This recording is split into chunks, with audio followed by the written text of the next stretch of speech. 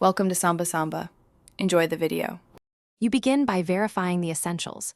Make sure your carrier supports Volte and that your line has the feature enabled.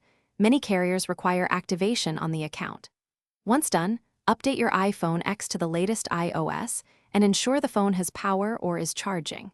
Now, turn off airplane mode and confirm you have cellular signal bars.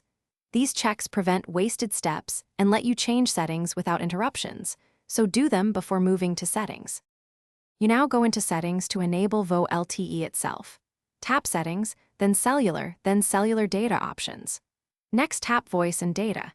Here, choose the LTE option that enables Volte. Labels vary, so pick LTE or LTE, Volte. If your iPhone X uses dual SIM or an eSIM, make sure the correct cellular line is selected for voice and data so calls use the intended plan. Once selected, the phone will finish by restarting your iPhone X so carrier and network changes take effect. A reboot often registers Volte with the network. If calls still use 3G or show no Volte icon, check for carrier settings update in Settings right arrow General right arrow About and install it. If that fails, contact your carrier to confirm Volte is provisioned on your account. As a last resort, reset network settings. Remember, this clears Wi-Fi passwords and VPNs, so back up important info before you reset.